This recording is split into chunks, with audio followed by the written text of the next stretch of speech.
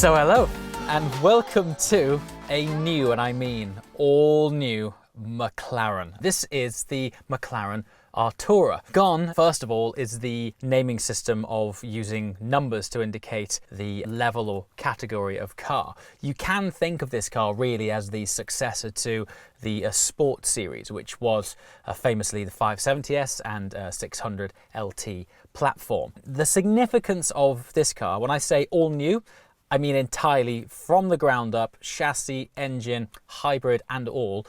There's so much to talk about. There's so much. What I found interesting, and it just sort of really sets context, just to how much this platform has changed versus the 570, is I've sort of learned and seen the development of Sports Series and 570 platform pretty much from day one. So when we reached the era of 600 LT and the 620R, which ultimately saw the end of that platform, I was so familiar with it. It was basically second nature. And today, when I sat in this car for the first time and learned about its characteristic, I was truly blown away by just how new and how evolved this car is. So let's get down to it. So the biggest thing, first of all, the biggest change is that this is now a V6 hybrid. The idea, I've been told by McLaren, isn't just to use hybrid for economical or environmental reasons. That is obviously an inherent offset and byproduct of going hybrid, but McLaren being McLaren, everything that they do to a car has to enhance its drivability. It has to appeal to the drivers in us, and it has to support what a supercar is all about. Now don't forget, this is coming from a brand that has had extensive experience with hybrid drivetrains, particularly from P1 and also more lately from Speedtail. Both of those, I think we'll all agree, has been a resounding success. So to see that technology and learning filter down into their more entry level supercar, this is also now classed as a supercar, not a sports car. I think the sports series, the word or categorization of 570S as a sports series car, perhaps didn't quite do the performance of that car justice. This is now well up there in thoroughbred supercar territory. And you may be asking, where does this sit? What are its competitors? Well, McLaren are positioning this dead against the likes of the Lamborghini Huracan Evo and the very new, yet to hit the road, Maserati MC20, which incidentally is also a V6, albeit not a hybrid. So that's the sort of area where it sits. Now, this is known as a high performance hybrid. It will be abbreviated by McLaren to HPH, obviously because this is the first time that this level of car has inherited this level of hybrid tech. So what do we have? Well, let's just talk about top line figures, because I know that's what you're all interested in. 680 PS, which is, funnily enough, around about 670 horsepower, and 720 Newton meters of torque. Now, of course, there is obviously a massive amount of torque because it is first and foremost a twin turbocharged V6, but also there's now this torque infill available from the electric motor, and the electric motor alone provides 95 horsepower. So a combined total of 680 PS in a car that weighs just under 1,500 kilograms wet weight. So curb weight is, I think it's 1,497 kilograms. Very specific from Woking there, but the actual weight is basically just underneath 1,500 kgs wet. So not really light, but we have to remember that this has inherited a massive amount of hybrid electrical architecture, of which just the battery pack alone adds substantial amount of weight. So if we take that into account, in the world of hybrids, that's a pretty solid effort in terms of weight saving. That's what this car is actually all about. The extent to which McLaren have gone to save weight in this platform is remarkable. Now, in a minute, we'll take you for an in-depth walk and talk around the outside as well. So we'll be inside, outside, checking out things as we talk to highlight to you the newness of this remarkable car. Design language. I think the incredible thing about this is, even though, as I said, you'll hear me say this a lot, everything is completely new on this car, I think you'll agree it is instantly recognizable as a McLaren, albeit just evolved in a way that makes it look, to my eyes, so awesome. The sculpture on this, every single panel, and I'll show you the door in a minute, the sculpture of the panels is incredible. It's very smooth. They've gone to a great length to reduce the amount of shut lines, join lines, a lot of emphasis on improving on panel gaps. Starting with the front, might just be me or the fact that it is just so signature McLaren, but I can see quite a lot of 720S inspired design here, albeit things like the intakes here, radiators, they're a lot more pronounced. We've got all new lights. And as we work our way along, let's just talk about the wheels and arch vents. So what I think is quite cool on this car is that arch vents on McLaren products are typically associated with LT series cars. The whole point of these is to reduce air pressure within the arches here. Now, it's capable of doing 205 miles an hour. And as you get up to those top speeds, you get quite a lot of pressure within inside the wheel arches. So these here are designed to extract that so as to reduce nose lift. The wheel setup is actually quite interesting. It's a staggered setup. So we've got 19-inch on the front, 20-inch on the back, but the wheelbase itself is actually shorter than that of the outgoing 570 series. That fundamentally is to help with the agility of the car. And then braking system. As standard, we've got carbon ceramic brakes. These have been inherited from Super Series, so you can effectively think of them as 720S brakes. From experience, they stop. 6 piston calipers on the front, 4 on the rear, and I really like that they've matched those brake calipers with the paint of this car. Now, speaking of paint and moving down the line, I don't know if the camera's doing this justice. Honestly, the sculpture of this door is outstanding. This crease line here, in certain lights, certain sections, it is so defined, it's so simple, it's so beautiful, and really helps with the overall flow and design of the car. And then in here, much larger intakes for cooling. Now, cooling on this car is massively important because not only does the engine generate a lot of heat inherently, but the packaging is so tight, and we also have a hybrid unit in there as well. So when we come around to the back in a second, I shall show you some really interesting design features which I think you'll probably recognize from some other cars. Okay, so this is an entirely new experience from your McLaren, but here it is, plug-in hybrid system. Now, you don't have to plug it in. There is regen from the brakes, there's also regen from the engine, but if you do plug it in, the capacity of the battery can be charged within 2.5 hours. All right, just back onto the topic of familiar design language. These flying buttresses here are quite familiar from previous cars, but I love how they go into this panel here. They almost sort of inject themselves into the rear of the body. What's fascinating about this section here, and if you look closely, you'll notice no join lines at all. That's because there aren't any. From here upwards, this whole piece, all of this is one single piece of aluminium. It is gorgeous. And once again, I don't know if camera's doing it justice, but the sort of flow of this car, it's so fluid, it's so seamless, gorgeous thing. Now then, just quickly onto the topic of heat management. Now, while we're around the back of this, obviously 765 LT has recently been doing the rounds. The back of this, for me, is so familiar to that car. It's all about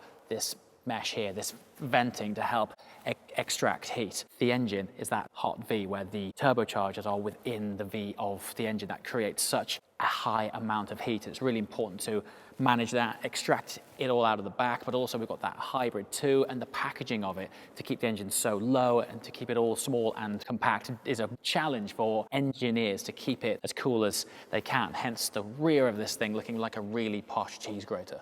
Okay, just quickly again, on the theme of cooling, I know I'm going on about it, but it is such a dramatic redesign and everything's new inside that I think it's good to touch on it. This engine actually has its own chimney.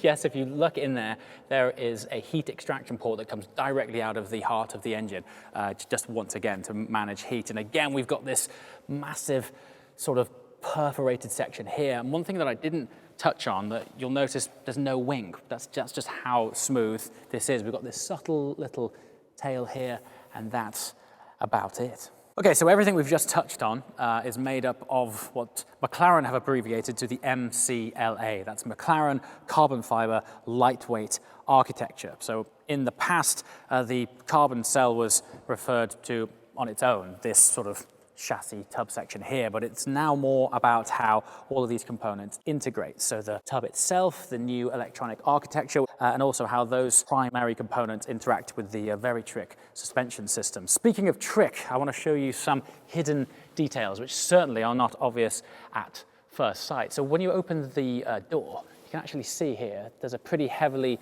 recessed channel here. Now, this actually relates quite substantially to the arch vents. It's about relieving pressure from these arches here. It can channel air down and goes into this intake here. But it's not only about pressure, it's also to feed the radiator with extra cooling. It's something you just wouldn't see. So even though it is a hybrid, there's no four-wheel drive here. It's still rear-wheel drive. On the EV side of things, while the hybrid is there to predominantly assist with the torque fill of the car, you can still put it into pure EV mode and drive up to 30 kilometers of EV range. You can drive up to 70 miles an hour on the battery alone, up to 30 kilometers in distance. So if you think about the rules and regs and the way that the world is unfolding, particularly in city areas, are increasingly pushing demand to reduce CO2 output in cities. When the inevitable rule changes come and you're only allowed to drive low emission or electric cars in city centres, you'll still be able to use your Artura, which is pretty cool indeed. So these guys are very much looking toward the future. So much so that there are small details that you definitely wouldn't see, like the electronic architecture of this car. Now, in the previous series, they used a LAN architecture, but in this they've used an Ethernet architecture. Now that is beneficial in a few areas. First of all, for future proofing. It's a much faster electronic system, which has led to all sorts of fancy things, which I shall share with you shortly on the infotainment and instrument cluster system. But also, because it is a superior electronic architecture, they've been able to save 10% weight in the electronic cabling of the car. That is how much attention to detail they've put on saving weight to offset the additional weight inherited by the hybrid system. So just by going from LAN to Ethernet, 10% weight saving in electronic architecture. Very McLaren indeed. And what does all of that torque and power result in? 0 to 200 kilometers an hour in 8.3 seconds. So we're not hanging around here. Once again, every time I get into a new McLaren, I look back at where they just finished, things like 600LT, 620R, and I think, where can they possibly take this category next? This is basically into the realms of performance, at least on paper anyway, of something like a 675LT. So it's gonna be a ballistic machine. Interestingly, full torque, because of the hybrid system, is available from 2000 RPM. So you'll be getting all 720 Newton meters of torque from so low down that the usability of this car is going to be outstanding. It will be an effortless wave of malleable power underneath your right foot to propel you wherever you are. Also, it'll be quite a sort of neighborhood friendly car too, because if you want to do a start up in the morning and drive off without aggravating any neighbors, you can put it in EV mode and trawl off in serenity. So the engine is an all-new 3-litre twin-turbocharged V6 high-performance hybrid system, all-new e-motor, all-new battery system. Fun fact, the battery pack itself is wrapped in a carbon fibre cell itself, not only for safety, but the battery pack itself actually forms part of the structural rigidity of the car and chassis itself, which is very trick indeed. Interesting fact as well about the carbon fibre tub. This is the first all-new carbon fibre tub which has been made in their new carbon facility within the Sheffield area. So if your association with McLarens being made in England is an important factor for you, never has a McLaren been so made in England, down to its very carbon fibre core. So just quickly as well, going back to the hybrid functionality, the other massive contributor is throttle response. So that is key in terms of driver engagement. It's not just there for torque, it's to reduce and fill any sort of torque lag that there might have been from the turbo system. McLaren have really pushed the boundaries to make this a usable proposition, something that you could genuinely live with every single day. And that actually brings me on to the infotainment system. Now, music to anyone's ears who is familiar with McLaren, Apple CarPlay and Android Auto. Finally, I mean, this is such a big deal. And again, going on to the usability of something, I know it might sound trivial, but if you are looking to use this sort of car on a regular basis, previous gens, you couldn't, plug your phone into Apple CarPlay and use Waze. I mean, I know so many people rely on Google Maps and Waze for sat-nav, and also the instrument cluster down here, the infotainment system, is actually taken from the Elva. And then in front of us, once again, all new. You'll hear the word new a lot. What's quite cool is that the instrument cluster, now one widescreen, but it is integrated into the steering column. So as you move the steering column and the steering wheel back, forwards, up, down, the instrument cluster moves with it. So your steering wheel never gets in the way of it. It's always fixed in that place. It's really subtle, but you can therefore guarantee that no matter your driving position, there will be no intrusion on the interface, which when you're driving at the speeds this thing will do, it's probably quite important to know how fast you're going and what gear you're in and things like that. So small detail, but very, very cool. And then the controls for the drivetrain and suspension, chassis modes, etc., have also been moved onto the extremities of the instrument cluster as well. So you can swap between manual and traction control settings, damper settings and driver modes without taking your hand off the wheel. You can just reach up towards the top of the instrument cluster here, and you've got these switches that toggle seats. Once again, brand new. Now, what is quite interesting about these seats is that they are fixed in the conventional word, in that they don't sort of articulate like this. However, they do pivot at the hip, and the whole design language of this car is all about simplicity. There is just this one single button on the side here to sort of control the pitch of the seat, and it sort of adjusts in an arc. So without having to adjust any shape of the seat, it just moves in one movement, and you can get a pretty fluid, very good driving position with just one single button. And I think that is super trick. I believe you can spec a more conventional seat where you do have, the option to articulate the rear. But for me, and in such a driver-focused car, this driving position, and it's something that McLaren have always done incredibly well, feels pretty much spot on. Also, the amount of rake, the amount of extension that you've got on the steering column, also another great, subtle but impressive signature feature of McLaren's, is giving the driver the option to bring the steering wheel right up. All too often you'll get into a sports car and you'll get your driving position, or should I say seating position, spot on, and then the steering wheel is just half an inch too short.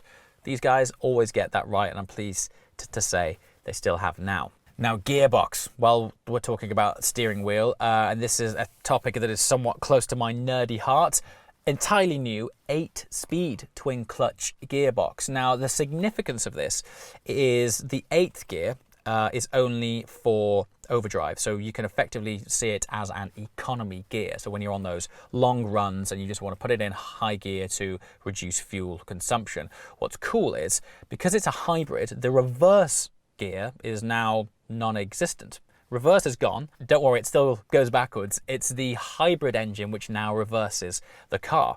What this has allowed for is that the ratios have been able to be brought together a bit tighter. So as you're flapping through this box, 1 to 7 is so the gear ratios are just shorter, adding to, again, faster throttle pickup, faster throttle response due to shorter gearing, but also a more engaging driver's experience because you're going to be banging through that box super fast. So as a quick overview with regards to performance, 0 to 60, I mean, this is crazy, will be around about 2.9 seconds.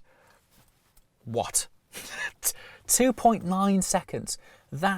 It wasn't so long ago that numbers like that were reserved for hypercars, and now here we are in their sort of entry level, really, supercar, and we are into realms of neck-breaking acceleration. Now then, the key. Not something that you might associate with being a big deal, but whether you've experienced a McLaren or not, if you've ever researched one, there is somewhat of a joke going around about the whole key not found thing. I'm not joking when I say the key not found issue has been a problem since the 12C, and finally the feedback has reached HQ, and there is a new Bluetooth low energy vehicle key, which means key not found should be, in theory, a thing of the past. Now then, speaking of ownership and reliability and usability, 3 big things now. So there has been a lot of emphasis on improving on feedback from clients over the years to do with quality and reliability. If you search the forums historically, that's always been somewhat of a concern of some people with regards to McLaren ownership. My previous experience I was really fortunate to spend 10,000 miles with a McLaren 675 LT, and honestly, my car didn't skip a beat, so I can only speak as I find, but I do know quite a few people in the past haven't always been overly happy with regards to the reliability. So, the quality, first of all, when I just stepped in this car, I can tell they've massively worked on the quality, even on the outside, things like panel gaps and the forming of the panels themselves. It really is a beautiful environment. They've put a lot of work into fit and trim. But there's three big things that I was touching on, which is pretty substantial with regards to the confidence of buying a McLaren going forward. The first one, 6-year battery warranty. Now, when you're entering a new world of hybrid tech, that in itself could be concerning, regardless of brand. This is a whole new movement of tech in a car with such high performance. So McLaren have got a 6-year battery warranty. This is good news for everyone involved. 5-year vehicle warranty. Fantastic stuff. And 10-year body warranty. This is good stuff. This is McLaren saying we're putting the money where the mouth is. We believe in the improvements we've made, and therefore we're backing it up with these things. 6-year battery warranty, 5-year vehicle warranty, 10-year body warranty. I think that's pretty cool. Okay, so there we have it. The first look at the stunning McLaren Artura. Please, if you have any questions or comments, leave them below if I don't know the answer, because this thing is so new and so full of cutting edge tech. I'll try and get in touch with the guys at McLaren for answers for you. But no doubt we'll be seeing a lot more of this car in the future. We have no date yet as to the first drive, but if I ask nicely, hopefully I'll be able to share that with you soon as well. As always, thank you so much for watching. I shall see you next time. Ciao.